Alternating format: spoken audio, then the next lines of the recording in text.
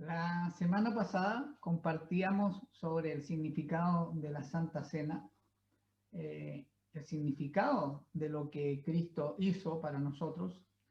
Y luego de estar hoy día en la mañana meditando un poco más sobre la palabra que vamos a compartir, me di cuenta que parte de los 4 aspectos que hoy día vamos a abordar eh, están muy relacionados con esto. Entonces, quiero recordar estos versículos que vimos la semana pasada, el domingo, en Primera de Pedro, capítulo 1, versículos 18 al 20, donde dice, sabiendo que fuisteis rescatados de vuestra vana manera de vivir, la cual recibisteis de vuestros padres, no con cosas corruptibles, como oro o plata, sino con la sangre preciosa de Cristo, como de un cordero sin mancha y sin contaminación, ya destinado desde antes de la fundación del mundo, pero manifestado en los posteros tiempos por amor de vosotros.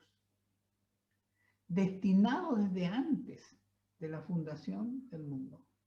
Esto es que Dios, el Padre, antes de crear todas las cosas, en su absoluto conocimiento de todas las cosas, pues Él lo conoce todo, lo pasado, lo presente y lo porvenir, sabía lo que iba a acontecer. Sabía que su creación perfecta, el jardín del Edén, iba a ser roto por la decisión de Adán y Eva. Pero como Él sabía que eso iba a ocurrir, desde antes que ocurriera, Él dispuso cómo iba a restaurarlo todo. O mejor dicho, más que cómo iba a restaurarlo todo, a través de quién iba a restaurarlo todo. Y ese quién es Jesucristo. Por eso nos situamos en el plan de Dios y en la voluntad de Dios muchísimo antes de que cada uno de nosotros existiera. Pues esto ocurre antes de que nada existiera. Destinado desde antes de la fundación del mundo. Dios ya había decidido que su diseño perfecto, la posición que nos iba a dar a nosotros en relación a Él y a su creación, iba a persistir. El pecado no es mayor que Dios. Satanás no es más poderoso que Dios. Nosotros, por el amor de Dios, tenemos un lugar en este plan. No por merecimiento, no por obra nuestra. Porque ni siquiera existíamos cuando Dios decidió que las cosas iban a ser de una manera. Sí nos cabe una decisión, porque Dios nos diseñó con la capacidad de decidir, nos diseñó libres, no esclavos. El pecado nos hizo esclavos, pero Dios nos diseñó libres. Por eso, cuando en el versículo 18, primera de Pedro, capítulo 1, dice, sabiendo que fuisteis rescatados de vuestra vana manera de vivir, la cual recibisteis de vuestros padres, pensaba de que esto no solo es aplicable a los no cristianos, porque eso de nacer en cuna cristiana es un dicho bastante inexacto, porque nadie nace cristiano. Todos nos hacemos creyentes de Cristo en algún momento que tomamos esa decisión. Y normalmente la verdadera decisión por Cristo ocurre en circunstancias adversas, no en circunstancias benignas. Cuando estamos en algún tipo de problema, incluso los que han nacido en familia cristiana, ejercen verdaderamente la capacidad de decidir por Cristo. Decidir por Cristo es una decisión. La vida está hecha de decisiones. Por eso este versículo 18 me parece que es aplicable a todo cristiano, porque hay un momento en la vida de cada persona que personalmente, valga la redundancia, se decide por Cristo. No es algo que se pueda heredar, es algo que cada uno tiene que decidir. Hoy vamos a explorar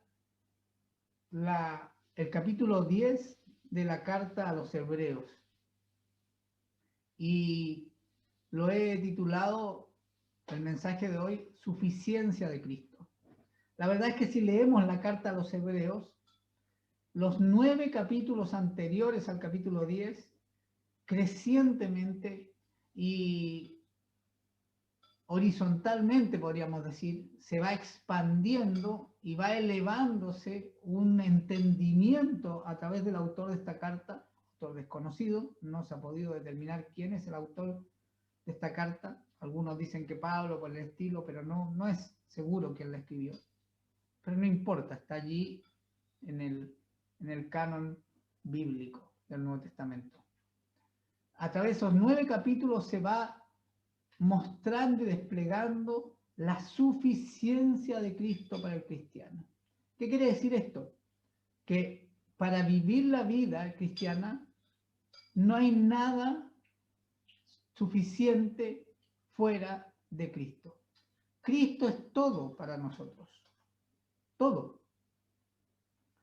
Vamos a ver entonces 4 aspectos de esta suficiencia, 4 aspectos que creo que Dios quiere hablarnos para afirmarnos, para exhortarnos, para animarnos, para edificarnos. Coloqué aquí este versículo del mismo capítulo 10, el versículo 23, que dice: mantengamos firme la esperanza que profesamos, porque fiel es el que hizo la promesa. ¿Qué es lo que nosotros tenemos que mantener? Solo lo que tenemos que mantener es nuestra decisión por Cristo. No flaquear en eso. Los desafíos que enfrentamos no los enfrentamos en nuestra capacidad. Si los enfrentamos en nuestra capacidad, las probabilidades de fracasar son demasiado altas. Si lo enfrentamos dejándonos caer nosotros mismos en los brazos de Dios, que son directamente los brazos de Cristo, podemos enfrentar las circunstancias, los desafíos, los procesos. Veamos pues, el primer aspecto que quiero que reconozcamos, y vamos a ver completo este capítulo 10 de Hebreos, está allí especialmente en el versículo 10, pero lo vamos a titular Consumación en Cristo. Leamos pues, allí dice de los versículos 1 al 10, la ley es solo una sombra de los bienes venideros, no la presencia misma de estas realidades. Por eso, nunca puede, mediante los mismos sacrificios que se ofrecen sin cesar, año tras año, hacer perfectos a los que adoran. De otra manera, ¿no habrían dejado ya de hacerse sacrificios? Pues los que rinden culto, purificados de una vez por todas, ya no se habrían sentido culpables de pecado. Pero esos sacrificios son un recordatorio anual de los pecados, ya que es imposible que la sangre de los toros y de los machos cabríos quite los pecados. Por eso, al entrar en el mundo, Cristo dijo: a ti no te complacen sacrificios ni ofrendas, en su lugar me preparaste un cuerpo. No te agradaron ni holocaustos ni sacrificios por el pecado. ¿De qué nos está hablando estos versículos de Hebreos? Estamos hasta el 6, tenemos que completar luego hasta el 10. Pero hasta aquí, ¿qué nos está hablando la carta de Hebreos? Tenemos que situarla, ¿no? Es una carta dirigida a los hebreos, a los judíos. Los judíos conocían de Cristo. ¿Cómo conocían de Cristo? Por las sombras del Antiguo Testamento. La semana pasada vimos el capítulo 53 de Isaías, donde se describe a Cristo sin decir Cristo. Se describe lo que ocurre con él.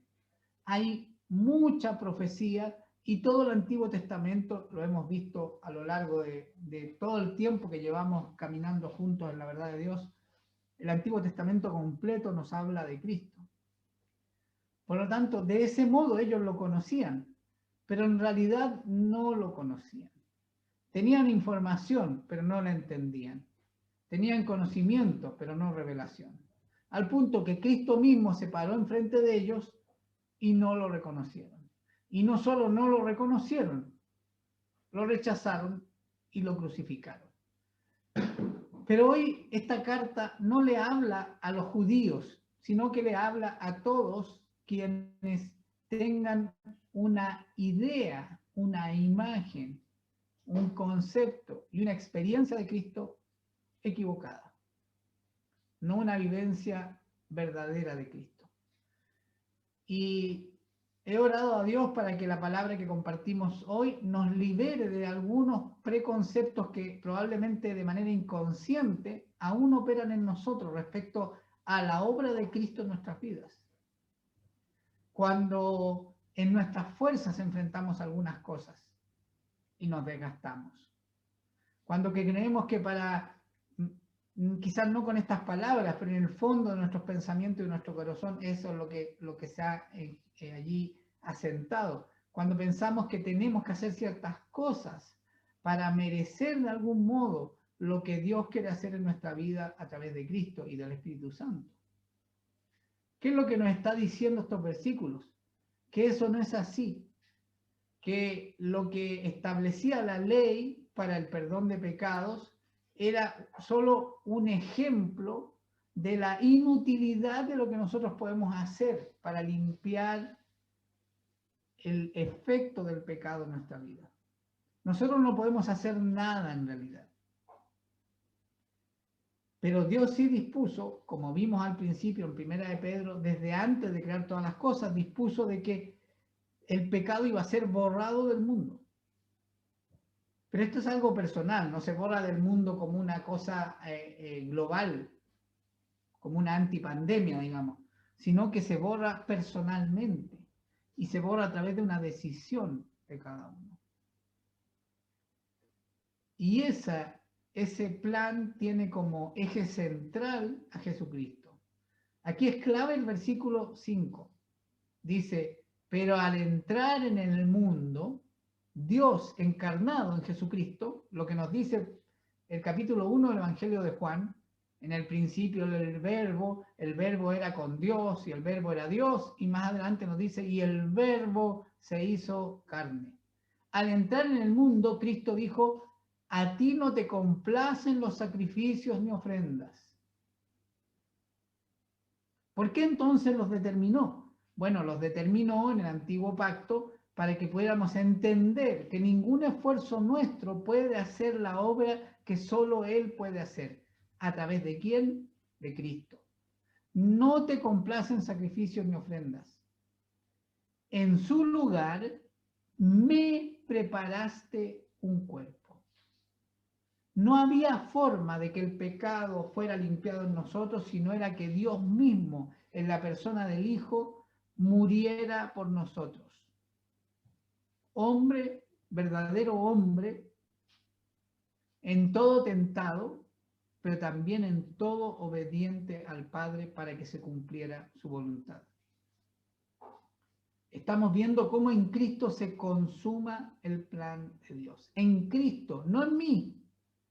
Yo soy bendecido, somos bendecidos por esa decisión de Dios. Pero es en Cristo que se consuma el plan de Dios, para ti y para mí. Esa es la gracia. Nosotros vivimos en la gracia. La misericordia es para los que no han conocido a Cristo. Para nosotros es la gracia. Es un acto poderoso de Dios que ya está presente en tu vida y en mi vida, a través del Hijo. Quiero pedirle a Joana si puede leer el Salmo 40, versículos 6 al 8.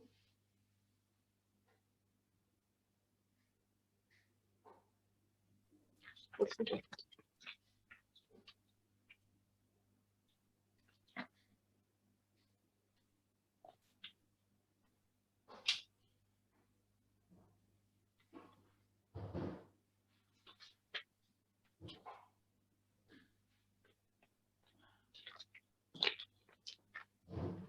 Salmo 40 del 6 al 8. ¿Sí? Dice, sacrificio y ofrenda no te agrada, has abierto mis oídos. Holocausto y expiación nos has demandado. Entonces dije, he aquí, vengo. En el rollo del libro está escrito de mí. El hacer tu voluntad, Dios mío, me ha agradado. Y tu ley está en medio de mi corazón. Estas son palabras de David, el rey David, en los Salmos, de quien se dice que su corazón era conforme al corazón de Dios. Él tuvo una gran revelación de Cristo, mucho antes de que Cristo viniera al mundo. Vivió como nosotros, fue tentado, cayó en la tentación, cometió pecados, cometió errores, pero cada vez que era débil en su carne, se presentaba humilde delante de Dios, se humillaba delante de Dios y reconocía sus errores y volvía, persistía en darse cuenta que él en sí mismo no era capaz de hacer lo que Dios había decidido hacer en su vida.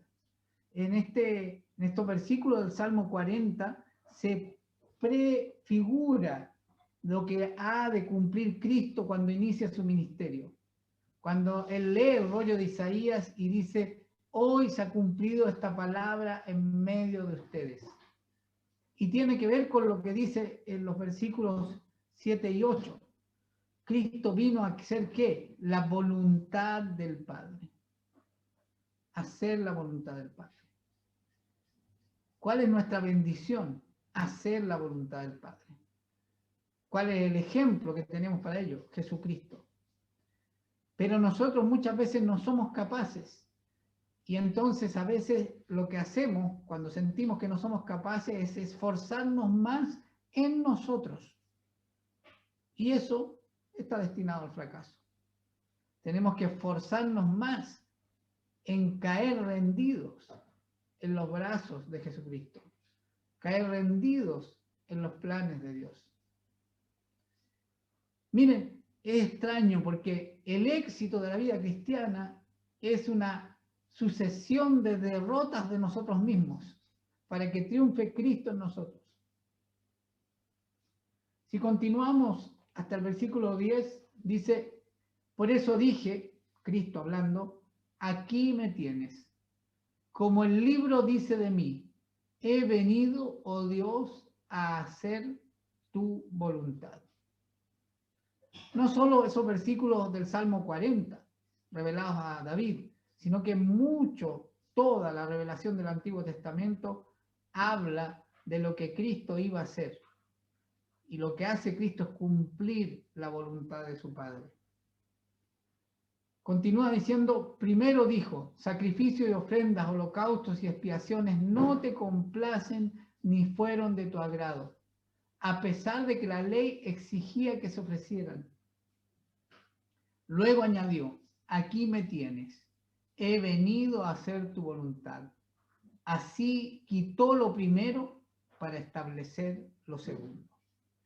Quitó el ejemplo, la incapacidad nuestra para hacer nada que borrara el pecado por la consumación de su plan en Jesucristo, el único, completo y absoluto sacrificio, el sacrificio perfecto que borró de una vez y para siempre, no solo de ahí en adelante, sino eternamente. Para Dios no está este parámetro de ayer, hoy y mañana.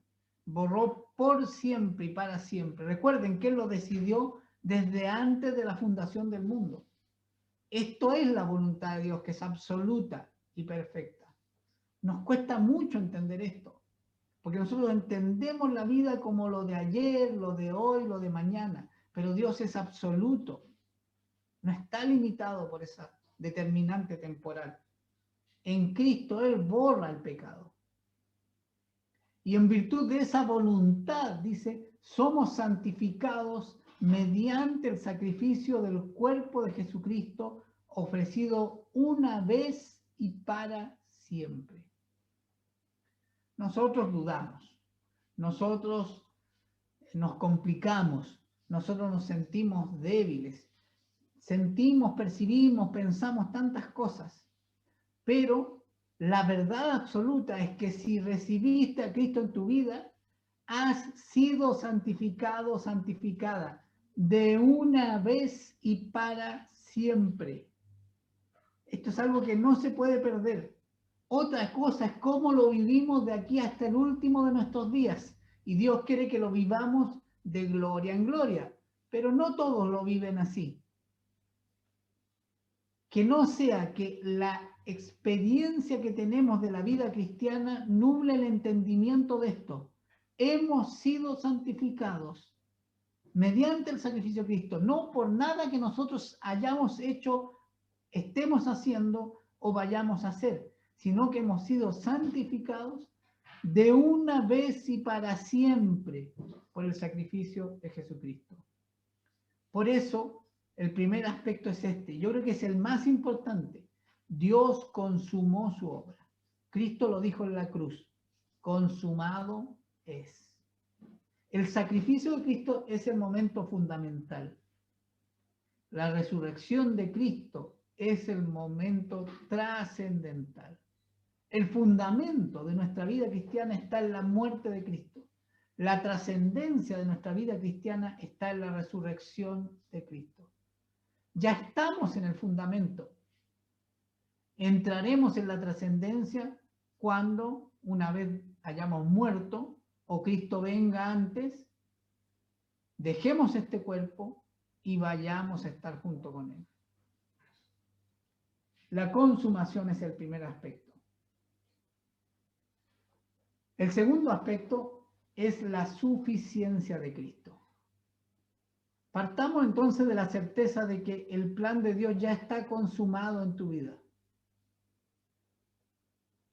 El resto, el crecimiento, ya no es para nuestra bendición. El crecimiento nos va a dar un fruto personal porque nos va a permitir vivir la vida, esta vida, de una manera distinta. Si no crecemos, probablemente no la vamos a vivir muy distinta, pero la obra ya ha sido hecha si verdaderamente recibiste a Cristo. ¿Cuál es entonces la importancia de crecer en Cristo? Es poder hacer su voluntad, es poder ser parte de sus planes. ¿Y qué es lo esencial de ser parte de sus planes? Alcanzar a otros, trabajar por el reino, ser ministros, ministras de reconciliación, primeramente en nuestras propias familias, en el matrimonio, con los hijos, los nietos, los hermanos, los padres, otros parientes y otros que no son de nuestra familia, que Dios va a poner en nuestro camino. Ahora, ¿cómo hago yo eso? ¿Cómo puedo hacer yo eso? Y entonces miramos nuestras limitaciones, miramos nuestras circunstancias, miramos nuestros estados de ánimo y decimos, no puedo hacer eso. Pero eso es una mentira. Porque si Dios pone oportunidades delante de nosotros para ser parte de sus planes, no es por nuestro mérito, no es por nuestra capacidad, es por su voluntad. Y ahí entra este segundo aspecto que es la suficiencia de Cristo. Si yo me miro a mí para tomar los desafíos que Dios pone en mi vida, no puedo. A veces creo que puedo, pero a mitad de camino me atemorizo, dudo, porque esa es mi condición limitada. Pero cuando yo veo los desafíos que Dios pone en mi vida, sabiendo que todo lo tengo en Cristo, que Él es suficiente para enfrentar esos desafíos, es distinto, ¿no? Veamos qué nos dice los versículos 11 al 18 de este capítulo 10 de Hebreos. Allí dice, todo sacerdote celebra el culto día tras día, ofreciendo repetidas veces los mismos sacrificios que nunca pueden quitar los pecados.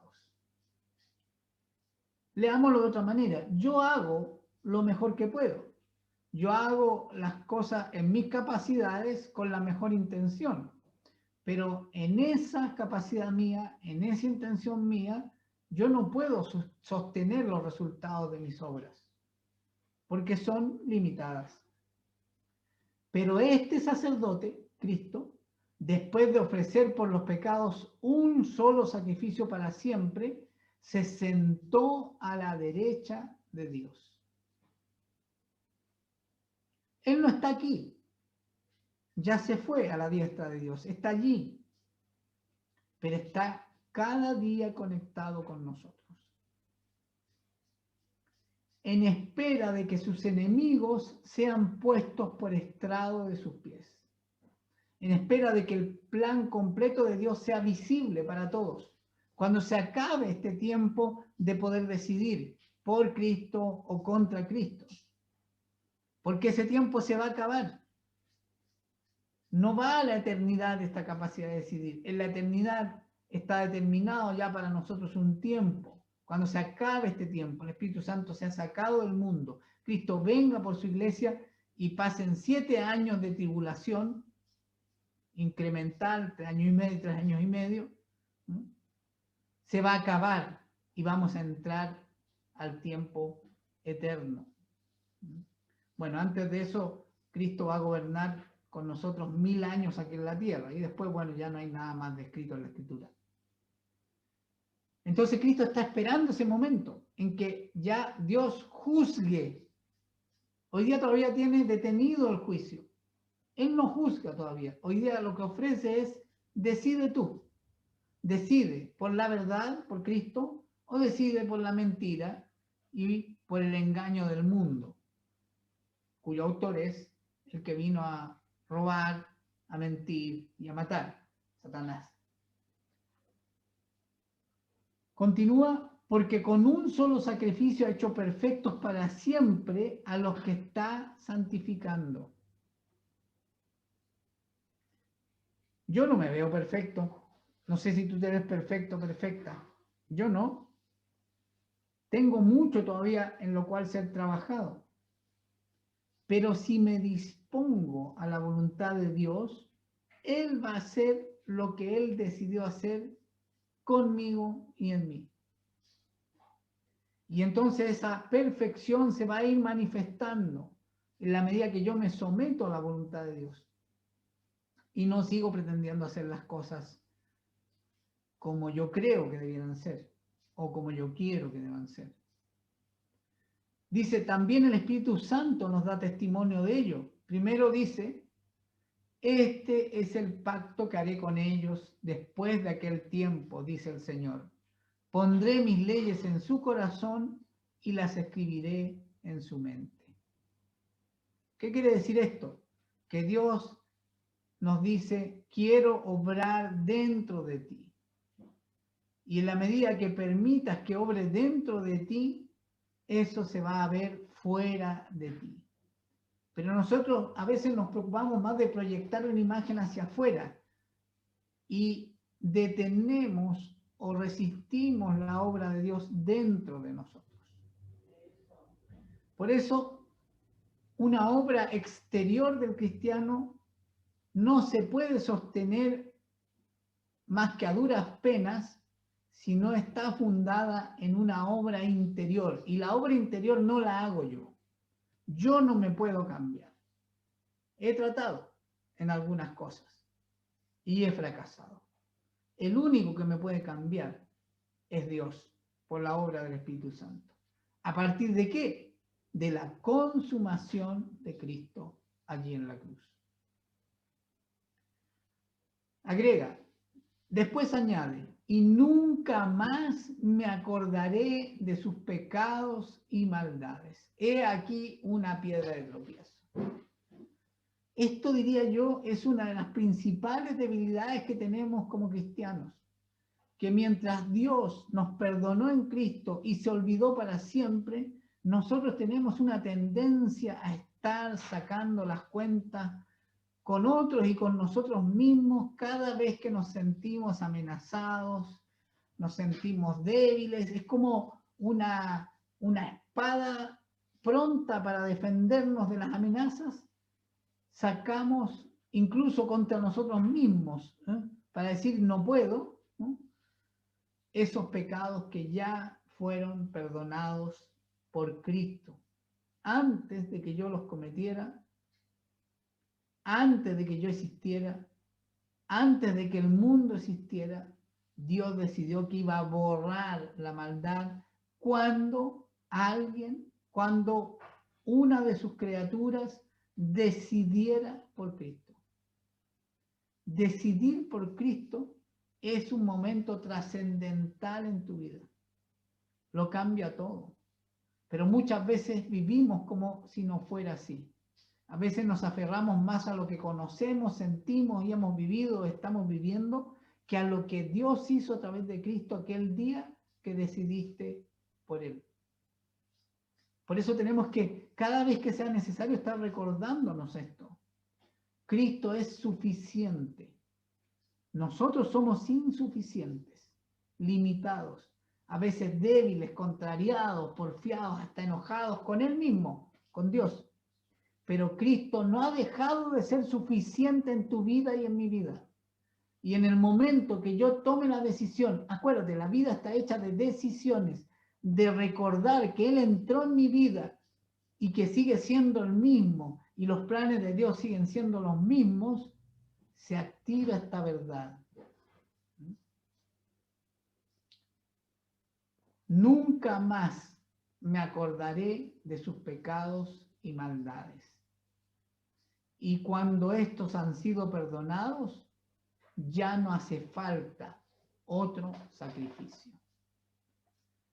Entonces, cada vez que nos sentimos desgastados y esforzados, que seamos capaces de distinguir si nos estamos esforzando en nosotros, con nuestras capacidades, ese es un esfuerzo vano que no va a dar fruto que permanezca, o si estamos permitiendo que Dios nos lleve más allá, que Dios nos esfuerce.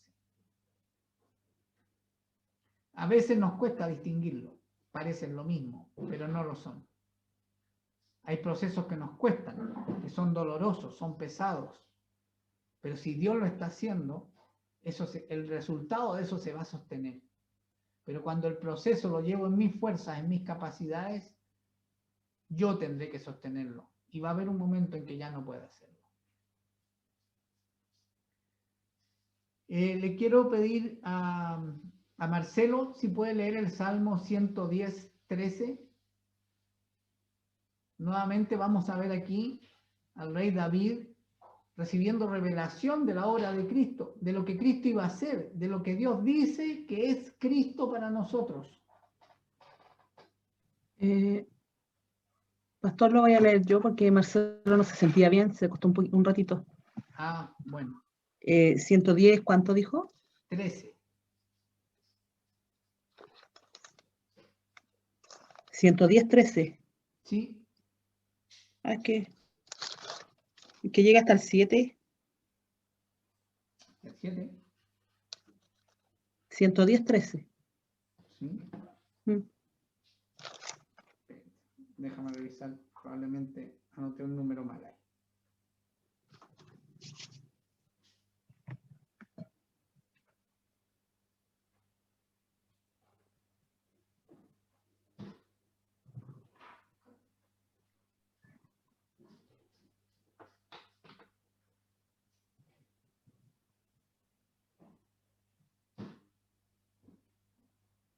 Ya lo voy a revisar después, pero es yo lo voy a contextualizar. Es el salmo en el cual David declara, así ha dicho mi Señor, hasta que sean puestos mis enemigos por estrado de mis pies.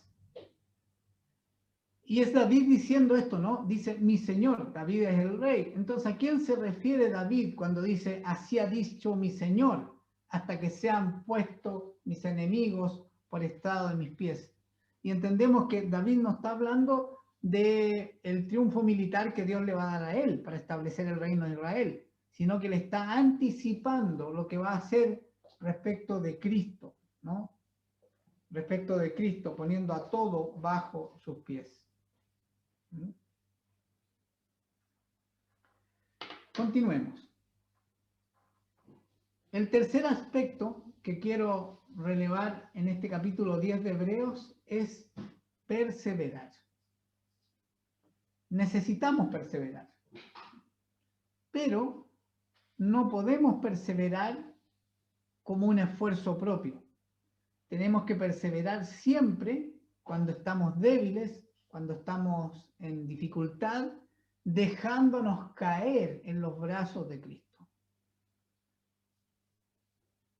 dejándonos acoger por la voluntad de Dios, bajando nuestros brazos, nuestras intenciones, para que seamos levantados y establecidos por la obra de Dios.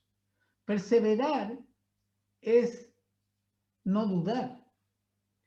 Perseverar es afirmarse, es recordar, es profundizar las raíces, más que levantarse y caminar hacia adelante por propia fuerza y voluntad.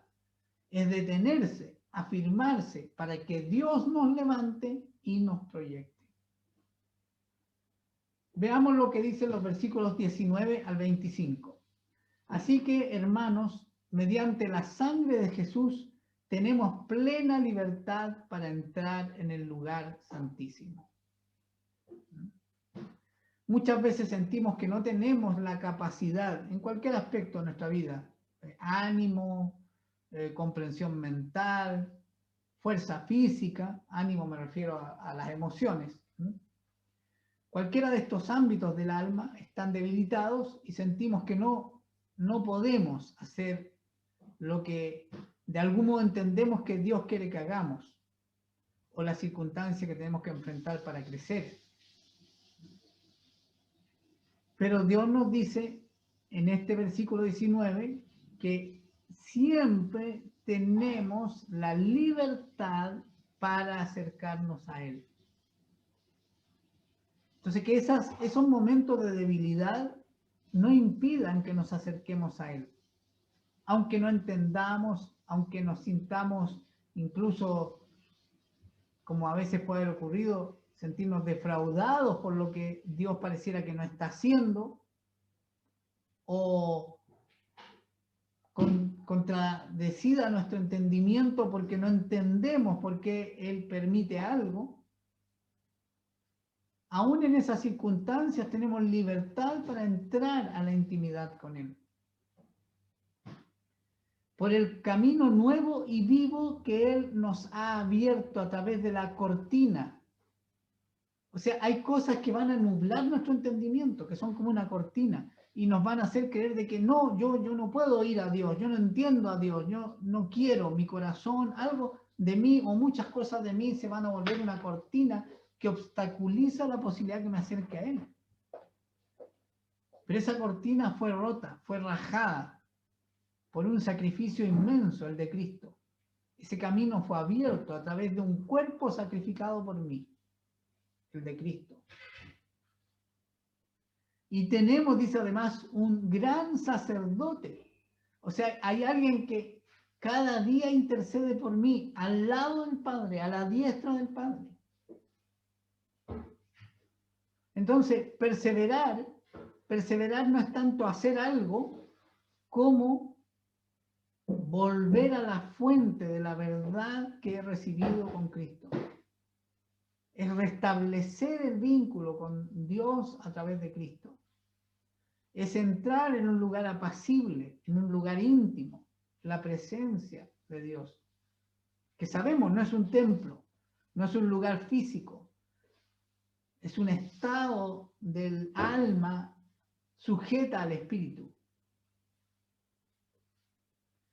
Acerquémonos, pues, dice, a Dios con corazón sincero y con la plena seguridad que da la fe, anteriormente purificados de una conciencia culpable y exteriormente lavados con agua pura. Cuando yo me siento incapaz de entrar a la presencia de Dios porque estoy siendo contrariado por alguna circunstancia, algún estado de mi alma, pareciera que la conciencia me declara culpable, pareciera que me siento sucio y dificulta eso, que pueda entrar a la presencia de Dios. Pero aquí me dice que no, que hay una seguridad en la fe de que estoy purificado, no soy culpable, estoy lavado con agua pura. Dice entonces en el versículo 23 que mantengamos firme la esperanza que profesamos, porque fiel es el que hizo la promesa. Claro, va a haber muchos momentos en nuestra vida que sentimos que las cosas no se están dando como pensábamos, queríamos o debieran ser. Es que estamos en proceso. Es que vamos camino a la vida que Dios tiene para nosotros, que no es esta. Es que Él no nos mintió. En el mundo tendremos aflicción. Pero mediante estas tribulaciones pasajeras iremos alcanzando paso a paso la gloria venidera. Por eso son promesas, pero son promesas que se van cumpliendo en nuestra vida en la medida que nos afirmamos en lo que hemos creído. Perseverar es afirmarse en lo que hemos creído. Perseverar muchas veces no es avanzar porfiadamente, sino que detenerse y afirmarse. Detenerse y alimentar las raíces, nutrirlas. Reconocer el fundamento que es Jesucristo. Pero también es disponerse a que Dios dispuso un lugar para esto, que es la familia de la fe. Allí es donde somos consolados, edificados, establecidos, exhortados, sanados. Por eso el versículo 24 dice, preocupémonos los unos por los otros, a fin de estimularnos al amor y a las buenas obras. Dios ha establecido esta familia para que aquí sea manifestado su plan, su voluntad, su amor, su gracia, su provisión. Es muy difícil que todos estemos en el mismo estado de ánimo. Bueno, a veces se produce una contaminación de los ambientes espirituales, como un virus espiritual, ¿no? Y pudiera ser de que en algún momento una congregación completa sea afectada por un estado de ánimo desconectado de Dios. Pero Dios es fiel y puede resolver eso. Bastará uno, una, que tenga discernimiento de esto y obre acorde a lo que Dios quiere hacer, y eso se resuelve. Allí la alabanza, la oración juegan un rol fundamental, por cierto, también la palabra de Dios. Los hábitos de los cuales hablamos en algún momento. Pero es muy difícil realmente, tiene que haber ocurrido muchas cosas antes para que un cuerpo completo o casi completo sea afectado de manera negativa y de verse turbado respecto a lo que Dios hace a través del cuerpo que es la iglesia. El versículo 25 termina diciéndonos, no dejemos de congregarnos, como acostumbran hacerlo algunos, sino que animémonos unos a otros, y con mayor razón ahora que vemos que aquel día se acerca. No me canso de decirlo, yo creo que ese día se acerca verdaderamente. Y entonces este versículo adquiere mayor relevancia. Y más aún con lo que hemos estado viendo hasta aquí. No es en nuestras capacidades que podemos enfrentar los desafíos de la vida cristiana, es en Cristo. Pero Cristo también ha dispuesto que Él es la cabeza y que tiene un cuerpo. Y ese cuerpo es la iglesia. Necesitamos de los demás. Necesitamos de los demás para poder disfrutar la provisión plena de los planes de Dios para nuestra vida.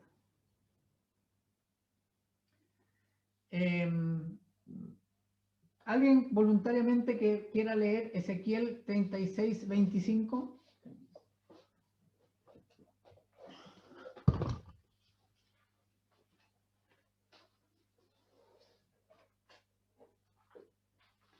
¿36? 36, 25, Ezequiel. Ya. 36, 25. ¿Victoria? Ya.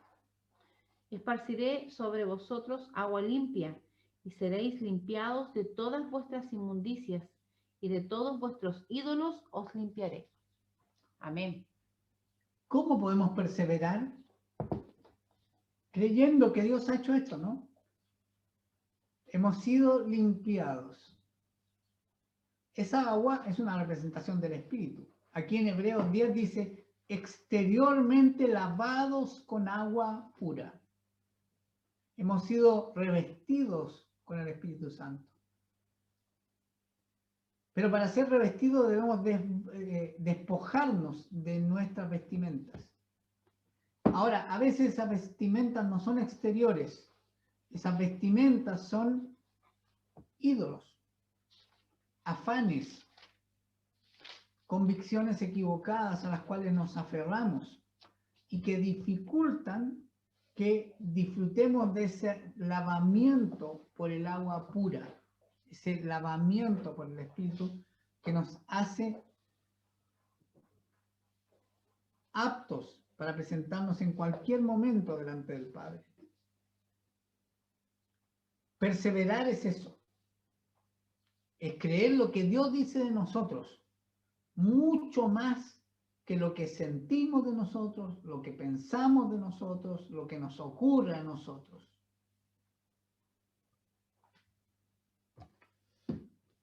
¿Alguien puede leer Efesios 5:26? Estuvimos revisando la carta a la iglesia de Éfeso varios domingos, ¿no? Ahí veíamos cómo la obra de Cristo obra en nosotros y para nosotros. ¿Qué es lo que dice Efesios 5:26?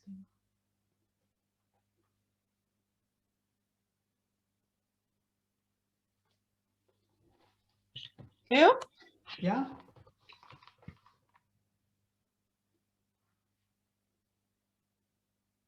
¿Sí? Para santificarla, habiéndola purificado en el lavamiento del agua por la palabra. Para santificarla, habiéndola lavado por la palabra. ¿A quién se está refiriendo ese versículo? A la iglesia. Amén. Al cuerpo de Cristo, a nosotros. Y recuerden, esta es la voluntad de Dios. La voluntad de Dios no cambia, la voluntad de Dios se cumple. Yo puedo estar dentro de ella o fuera de ella. Esa es mi decisión. La verdad es que tú y yo estamos dentro de esa voluntad. ¿Por qué estamos dentro de esa voluntad? Porque decidimos por Cristo. Otra cosa es cómo estamos viviendo eso hoy. Si lo estoy creyendo o no. Si estoy experimentando esa verdad o estoy permitiendo experimentar como si fuera verdad otra cosa. Ahora, mis sentidos me dicen que eso que estoy percibiendo es la verdad. Pero esa es la realidad de mi experiencia circunstancial. La verdad es lo que Dios dice de mí. Y Dios dice que yo al estar inscrito en la iglesia, en el cuerpo de Cristo, en la asamblea de los que creen, la obra de Dios allí es ser lavados para ser presentados puros.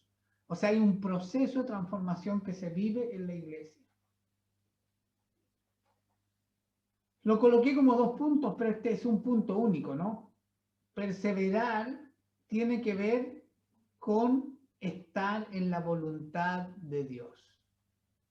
Cuando me cuesta estar en la voluntad de Dios, porque no la entiendo, o porque no la acepto, o por la razón que sea, perseverar, insisto, no es avanzar, porque muchas veces pensamos que perseverar es como seguir caminando porfiadamente. No, perseverar en esos casos es detenerse y reafirmarse, refundarse, fortalecerse, nutrirse, para ser direccionado especialmente por el Espíritu Santo. ¿Qué dicen los versículos 32 al 39? Recuerden aquellos días pasados cuando ustedes, después de haber sido iluminados, sostuvieron una dura lucha y soportaron mucho sufrimiento. Unas veces se vieron expuestos públicamente al insulto y a la persecución. Otras veces se solidarizaron con los que eran tratados de igual manera. También se compadecieron de los encarcelados y cuando a ustedes les confiscaron sus bienes, lo aceptaron con alegría, conscientes de que tenían un patrimonio mejor y más permanente. Está hablando en pasado, porque para Dios, recuerden, no hay ayer, hoy y mañana. Está viendo la obra completa en cada uno de nosotros. Nos van a ocurrir cosas, pero si permanecemos en la voluntad de Dios, vamos a alcanzar la meta.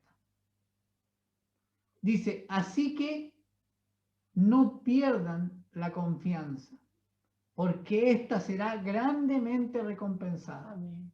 Ustedes necesitan perseverar para que, después de haberse cumplido la voluntad de Dios, reciban lo que Él ha prometido. Pues dentro de muy poco tiempo, el que ha de venir vendrá y no tardará. ¿Sabes qué? Si la voluntad de Dios en nuestra vida no se ha cumplido plenamente todavía, Dios promete que hay un día que, independiente de lo que yo y tú hagamos, esa voluntad se va a cumplir. Y ese día es cuando Cristo venga. Amén. Yo personalmente no quiero esperar a que se cumpla todo aquel día. Quiero poder ir disfrutando del cumplimiento progresivo de su voluntad en mi vida. Pero eso implica un costo. Que yo debo ser transformado. Y eso no es sencillo. Pues dentro de muy poco tiempo el que ha de venir vendrá y no tardará. Pero mi justo, Jesucristo, por la fe vivirá. Pero también se aplica a nosotros, pues Pablo toma estas palabras y las aplica sobre nosotros. El que cree en el corazón y declara con su boca que Cristo es quien es, será justificado por la fe. La fe en Jesucristo. Si se vuelve atrás, dice, no será de mi agrado.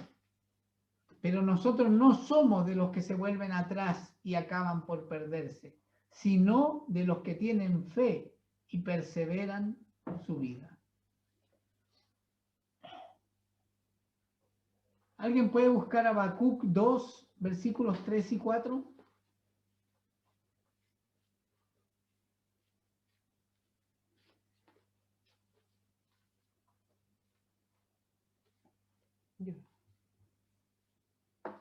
Victoria lo tiene acá. Aunque la visión tardara aún por un tiempo, más se apresura hacia el fin, y no mentirá.